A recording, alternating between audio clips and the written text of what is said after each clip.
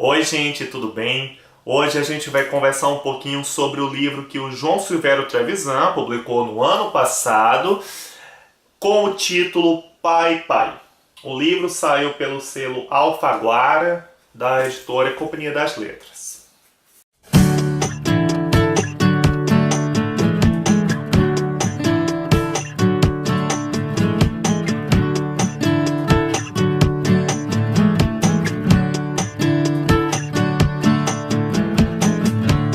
Pai, Pai é um livro de memórias.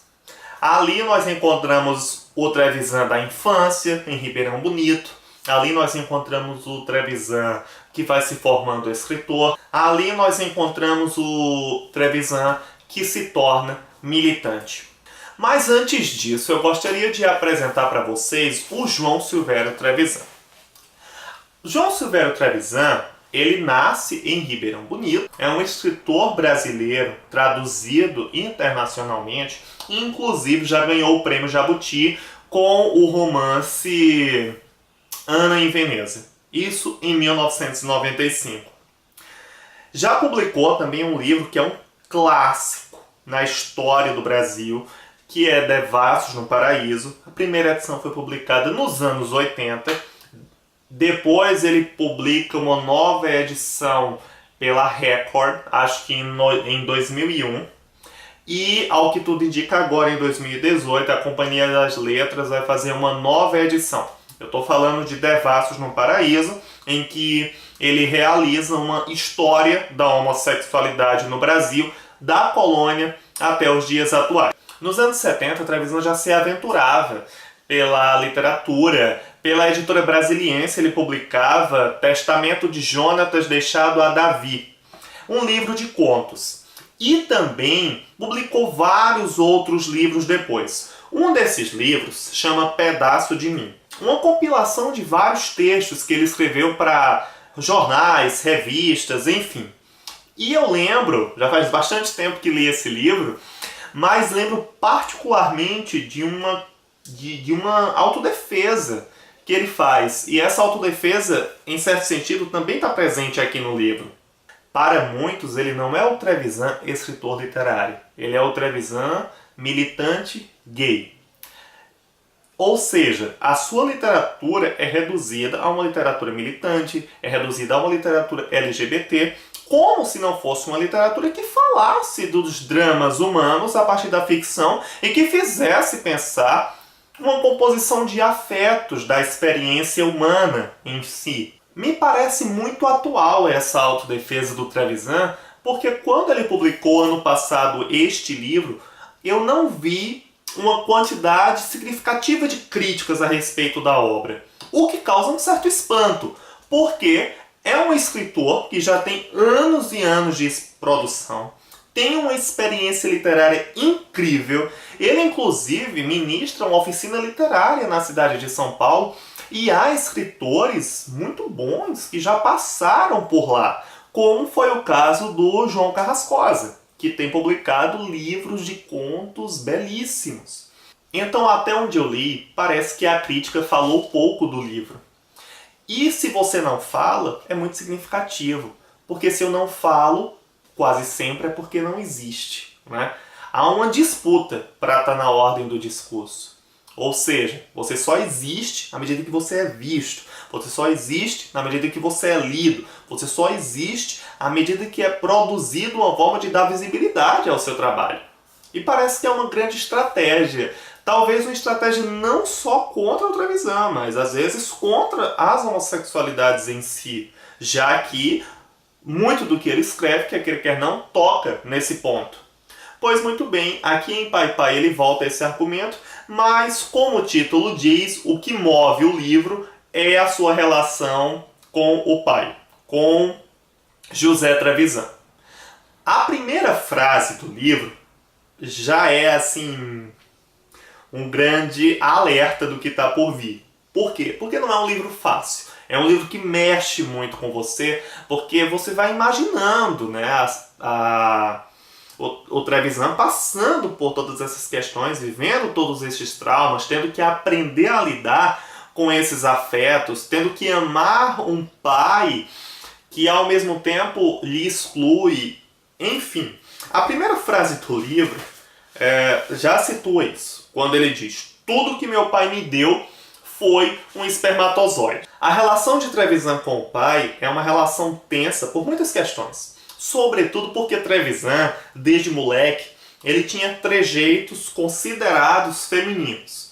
Ou seja, Trevisan ele aparecia como aquela criança, uma espécie de maricas, no vocabulário mais da época, que estava fora do padrão que é considerado normal na nossa sociedade.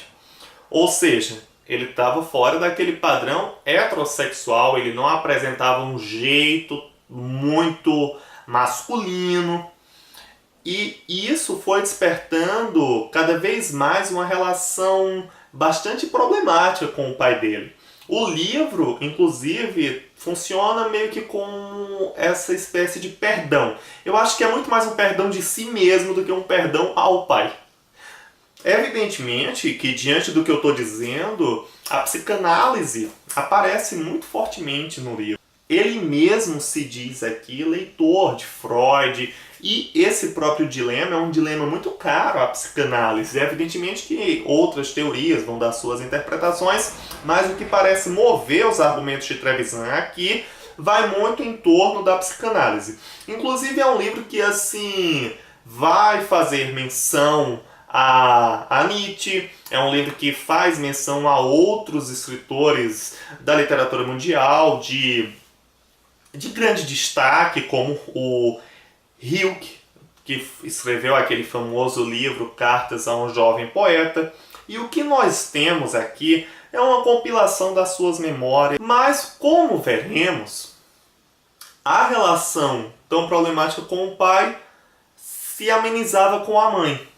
Ele tem uma relação muito mais bonita, muito mais próxima com a mãe, que também sofria muito do pai. O pai, isso é dito também já no começo, ele batia na mãe, era um rapaz que bebia bastante.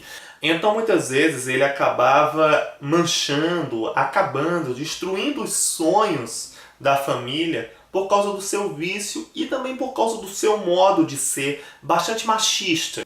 E no livro, à medida que a gente vê toda essa relação tensa com o pai, a gente também vai vendo a relação dele cada vez mais amorosa com a mãe. A mãe preocupada com o filho, preocupada com aquele garoto chamado Trevisan, que nutria um apego, que nutria uma paixão desde cedo pela leitura, que se esforçava para comprar para ele alguns livros e que ele lia avidamente. Há um trecho bastante emblemático que ele trata dessa relação amorosa com a mãe. Diz o seguinte, é na página 149, não se preocupa, não é um spoiler, é só um momento dentre as várias memórias que compõem o livro. Na época, maçãs eram importadas, portanto caras. Vinham embrulhadas uma a uma em papel de seda, atestando sua origem argentina.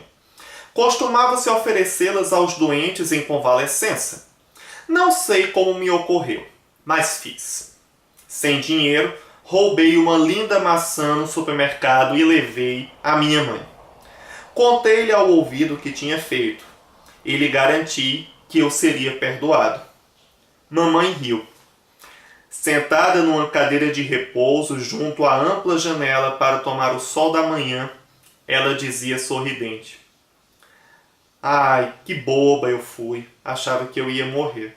A leitura exige sim um certo fôlego, mas é um processo de enriquecimento intelectual muito forte, porque a gente pode perceber aqui os dilemas que movem aquelas pessoas que se identificam como homossexuais e ou se relacionam com outras do mesmo sexo. Algo que nem sempre é fácil, que muitas vezes a gente vê nas notícias diárias, acaba envolvendo agressões físicas, agressões verbais, tentativas contra a própria vida. Aqui também encontramos memórias da sua experiência com o cinema, quando produziu um filme chamado Orgia, O Homem que Deu Cria. Em plena ditadura militar, o filme foi proibido pela censura.